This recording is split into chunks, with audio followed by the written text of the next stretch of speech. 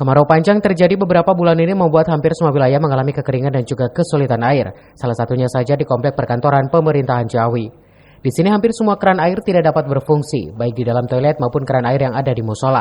Dampak dari kekeringan ini juga menyebabkan beberapa tanaman kering kerontang.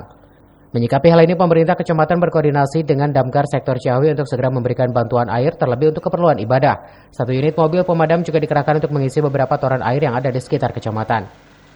Di sini habis suplai air bersih ke musola tempat untuk sholat kan, karena nggak untuk beribadah nggak ada air untuk wudu ya Pak ya, kan masa mau sholat nggak ada air untuk wudu, jadi kita suplai air. Informasinya datang dari mana?